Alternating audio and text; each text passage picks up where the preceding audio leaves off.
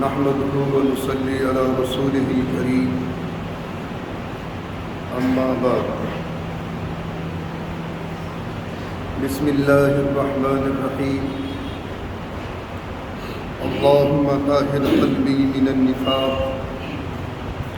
وعملي من الرياء ولساني من الكذب وعيني من الخيانة فإنك تعلم خائنة الأعين وما تخفي الصدور.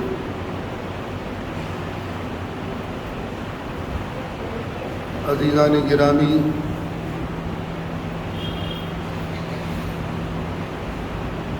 بقرہ عید سے پہلے یہ آج کا جمعہ ہے، اس کے بعد جو جمعہ آئے گا انشاءاللہ وہ بقرہ عید کے بعد کا ہوگا۔ مسائل زیادہ ہیں اور وقت کم ہے، 2-4 منٹ اگر لیٹ ہو جاؤں تو برداشت کر لیجئے بشاشت کے ساتھ۔ قربانی کے مسائل اور اس کے فضائل، قربانی کا نصاب، یہ تمام تفصیلات، قربانی کے جانور، کون کون سے جانوروں کی قربانی جائز اور کن کن عیب شدہ جانوروں کی قربانی ناجائز، یہ تمام تفصیل گزشتہ درس جمعوں میں آ چکی ہے۔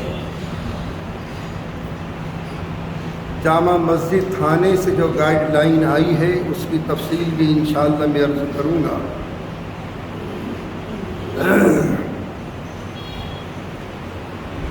آج کا پہلا مسئلہ ذہن نشین فرما لیں۔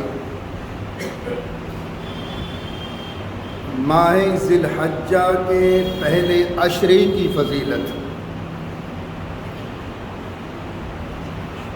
ہر نیک عمل میں زیادتی کریں، 2 نفل پڑھ رہے ہو تو 4 پڑھو، 1 تسبیح پڑھ رہے ہو تو 2 پڑھو، 1 سپارہ پڑھنے کی عادت ہے تو 2 پڑھو، نوافل میں کثرت کرو، ذکر و اذکار میں زیادتی کرو۔ ایک مسئلہ عوام الناس میں وہ کینسر کی طرح پھیل جاتا ہے اس موقع پر کہ میاں قربانی سے پہلے بال اور ناخن کٹوانا حرام،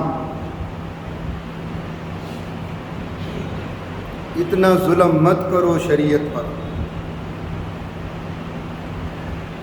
پہلے مسئلے کی تحقیق کر لیں اس کے بعد فیصلہ لیں۔ صاحب قربانی کے لیے جو قربانی کرنے والے افراد ہیں، مرد ہوں یا عورتیں ہوں، ان کے لیے مستحب عمل ہے کہ ذی الحجہ کا چاند نظر آنے کے بعد نہ وہ اپنے ناخن کاٹے، نہ حجامت بنوائے اور نہ بدن کے کسی حصے کے بال صاف کریں۔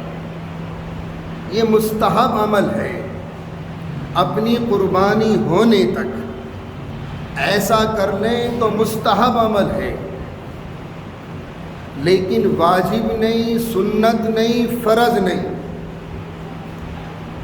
اس درمیان میں اگر آپ نے حجامت بنوا لی یا ناخن کاٹ لیے یا اپنے بدن کے حصے کے بال صاف کر لیے تو قربانی پر کوئی اثر نہیں ہوگا۔ بہت سے لوگوں کی میاں قربانی نہیں ہوگی اس کی۔ ام المومنین حضرت ام سلمہ رضی اللہ تعالیٰ عنہ اس حدیث پاک کی راوی ہیں، قربانی پر کوئی اثر نہیں پڑے گا اگر اتنے دن رک جائیں اور اپنی قربانی ہونے کے بعد پھر ناخن کاٹے، حجامت بنوائے، بال صاف کریں تو یہ ایک مستحب عمل ہے، فرض نہیں، واجب نہیں، سنت، ایک استحبابی عمل ہے۔ لیکن گاہے گاہے کبھی کبھی مستحبات پر بھی عمل کر لینا چاہیے۔ پتہ نہیں کون سی ادا اللہ کو کب پسند آ جائے اور ہمارا بیڑا پار ہو جائے۔ دوسرا عمل، ذی الحجہ کی 9 تاریخ کا روزہ، یہ بھی ایک نفلی روزہ ہے، مستحب ہے، کوئی رکھیں گے تو اللہ رب العزت اس حدیث پاک کے راوی حضرت سیدنا قتادہ رضی اللہ تعالیٰ عنہ کی ذات بابرکت ہے۔ ذی الحجہ کی 9 تاریخ کا روزہ رکھنا، اس کی فضیلت اتنی ہے کہ 1 سال گزشتہ کے اور 1 سال آئندہ کے گناہ اللہ معاف کر دے گا۔ ذی الحجہ کی 9 تاریخ کا روزہ۔ تیسرا مسئلہ، تکبیر تشریق، اللہ اکبر لا الہ الا اللہ اللہ اکبر وللہ الحمد، یہ تکبیر تشریق ہے۔ ذی الحجہ کی 9 تاریخ کی فجر سے لے کر اور 13 تاریخ کی عصر تک ہر 5 وقت کے بعد ہم یہ تسبیح پڑھیں گے، یہ تکبیر کہیں گے۔ لیکن ایک مسئلہ بہت باریک سا ذہن نشین فرما لیں، فرضوں کی ادائیگی کے بعد فوراً یہ تکبیر پڑھنی ہے۔ اگر آپ اس جگہ سے ہٹ گئے یا بعد میں کسی کے ساتھ مشغول ہو گئے تو پھر تکبیر ختم۔ اپنے فرضوں کی ادائیگی کے بعد بغیر کسی سے بات کیے ہوئے اس جگہ سے ہٹے ہوئے آپ کو یہ تکبیر کہنی ہے۔ مرد حضرات زور سے پڑھیں گے، عورتیں اپنے گھروں میں اپنی آہستہ آواز سے پڑھیں گے، اس کا بھی اہتمام کرنا ہے۔ چوتھا مسئلہ، مالدار نے قربانی کا جانور خریدا، مر گیا۔ مالدار نے قربانی کا جانور خریدا اور مر گیا، مالدار نہیں وہ جانور، اس کے لیے شرط ہے کہ اب دوسرا جانور خریدے اور قربانی کرے۔ وہ صاحب استطاعت ہے، مالدار ہے، غنی ہے۔ ایسے ہی اگر غنی نے قربانی کا جانور خریدا، غنی میں مالدار صاحب استطاعت، اگر غنی نے مالدار نے قربانی کا جانور خریدا اور گم ہو گیا، دوسرا خرید لیا، وہ گم شدہ بھی مل گیا، اب اس مالدار کو حق ہے کہ ان دونوں میں سے ایک ہی کی قربانی کرے گا، دونوں کی نہیں۔ اب اس کا دل چاہے گم شدہ کی کر دیں یا جو خریدا بعد میں اس کی کر دیں۔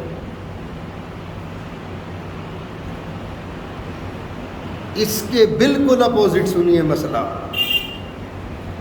غریب نے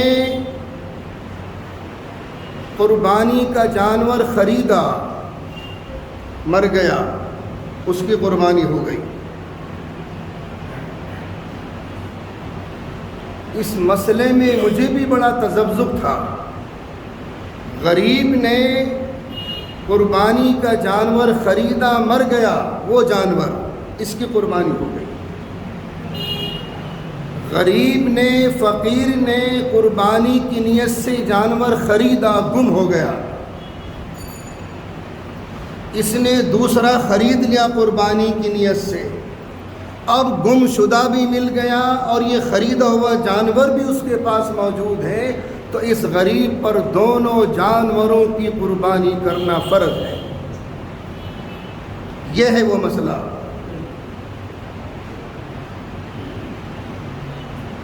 آ گئی مسئلے کی فضا سمجھ میں؟ چونکہ ٹائم میرے پاس بہت کم ہے، اسی طریقے سے قربانی کے جواز کے لیے شہر میں کسی بھی جگہ عید کی نماز ہو گئی تو تمام شہر والوں کے لیے قربانی کرنا جائز ہو گیا۔ یہ نہیں کہ ہم جامع مسجد کی نماز کا انتظار کریں یا عیدگاہ کی نماز کا انتظار کریں، ایسا کچھ نہیں ہے۔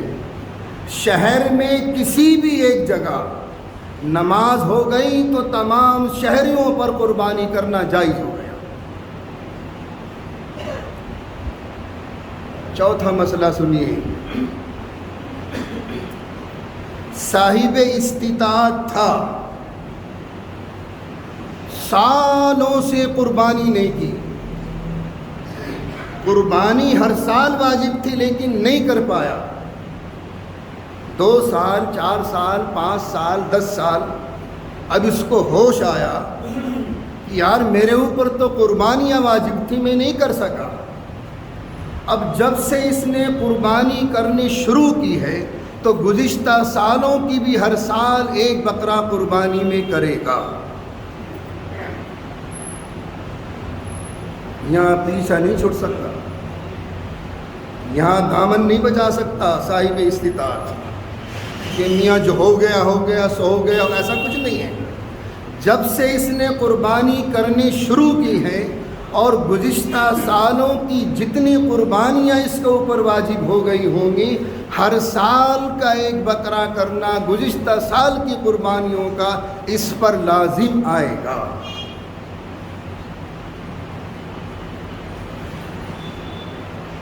ایک اور مسئلہ ذہن نشی فرما لیں، گراں قیمت کا جانور خرید لیا، مہنگا، اور اس کے خوب چرچے کری آئے اور خوش ہو رہا،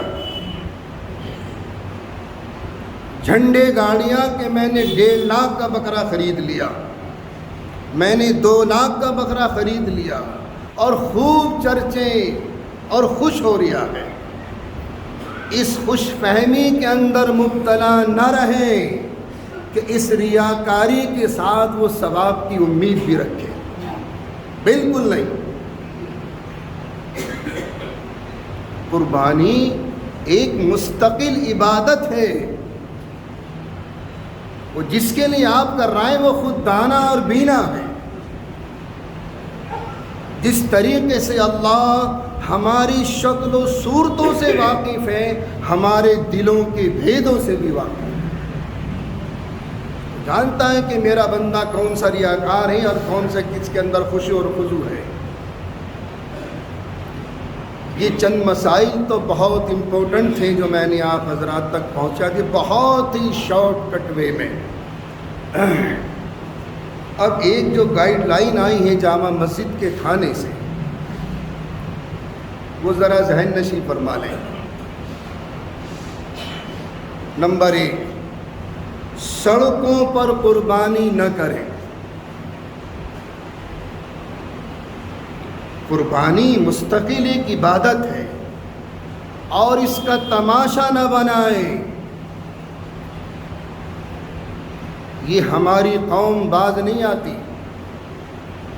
سڑکوں پر قربانی نہ کریں، اس کا کھیل تماشا نہ بنائیں، آنے جانے والے راہگیروں کو کوئی تکلیف نہ پہنچے، اس میں ہم بھی ہیں اور غیر مسلم بھی گزرتے ہیں وہاں سے۔ یہ ایک اخلاقی ذمہ داری ہے، یہ ایک انسانیت کی ذمہ داری ہے ہمارے اوپر کہ عام گھروں میں گنجائش ہے گھروں میں کرو، گلیوں میں کرنا ہے تو گیٹ بند کرو مین گلی کا، لیکن عام سڑکوں پر قربانی نہ کریں، اس کا کھیل تماشا نہ بنائیں اور اس کی ویڈیو نہ بنائیں۔ یہ مستقل عبادت ہے۔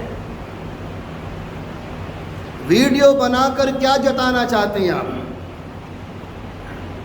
کیا میسج دینا چاہتے ہیں دیگر اقوام کو؟ آپ ویڈیو بنا کر اپلوڈ کرو گے، پھر وائرل کرو گے، اس کا نتیجہ غلط نکلے گا۔ اس لیے مسلمانوں، ہوش کے ناخن لے لو، متحد ہو جاؤ اور ایک ہو جاؤ اور نیک ہو جاؤ، پھر دنیا کا پاسا پلٹ جائے گا۔ کیا ثابت کرنا چاہتے ہیں ویڈیو بنا کے آپ قربانی کی؟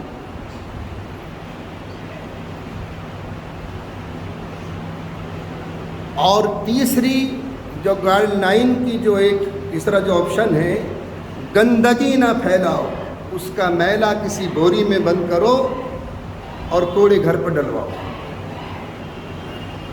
آخر میں ایک اعلان ذہن نشین فرماتے چلیں۔ عزیزان گرامی، اور جہاں تک میری آواز میری ماؤں بہنوں تک پہنچ رہی ہے، قربانی کے حصے جمع کرنے میں جلدی کریں اور ہاتھ کی ہاتھ قربانی کی رسید بھی لے جائیں، کیونکہ اصل میں مجھے بہت دور تک پہنچانی پڑتی ہے۔ اتراکھنڈ ہے، یو پی ہے، بہار ہے، بنگال ہے، اب آگے ٹائم کم ہے، اس لیے جتنی جلدی ہو سکے قربانی کے حصے جمع کریں اور قربانی کے رسیدات بھی اپنے ساتھ ہاتھوں ہاتھ لے جائیں۔ تیسرا اعلان، جامع مسجد میں بقر عید کی نماز 6 بجے ہے، شاید 6 بجے۔ ہمارے یہاں انشاءاللہ بقر عید کی نماز 5:45 بجے ہوگی، چونکہ بخاری صاحب سے میرا 36 کا آنکڑا ہے۔ وہ کبھی کبھی کہتے ہیں میں آپ سے پہلے نماز پڑھا دوں گا، میں کہا بالکل نہیں پڑھا سکتی، یہ مذاق چلتی ہے ہماری ان کے ساتھ۔ بہرحال میرا اصول رہا، ہم سے پہلے ہمارے اسلاف کے اصول رہا ہے کہ شاید میں سمجھتا تھا جب سے میں یہاں آیا ہوں، اس سے پہلے بھی، کہ ہندوستان میں سب سے پہلے ہماری مسجد میں نماز ہوتی تھی عیدین کی، اور اس کا اصول کیا ہے؟ طلوع کے 20 منٹ بعد اوقات مکروہ نکل گیا نماز پڑھو، یہی سنت ہے۔ ہمارے آقا نے بھی ہمیشہ طلوع کے 20 منٹ بعد نمازیں پڑھائیں عید کی، اور یہ بھی آج عرب کا دستور ہے۔ حرمین شریفین میں آج بھی اسی طریقے سے وہاں نمازیں ہوتی ہیں، وہ نمازی فجر کے نمازی بیٹھ جاتے ہیں اور عید کی نماز پڑھ کے پھر نکلتے ہیں حرمین شریفین سے۔ تو میرا بھی اصول الحمدللہ وہی ہے کہ 20 منٹ کے بعد ہمارے یہاں انشاءاللہ بقر عید کی نماز 4:45 بجے ہوگی، اور اس دن فجر کی نماز 4:45 بجے ہوگی انشاءاللہ تعالی۔ اللہ ہم سب کو اعمال صالحہ کی توفیق عطا فرمائے اور صحیح فہم عطا فرما دے۔ وآخر دعوانا ان الحمدللہ رب العالمین۔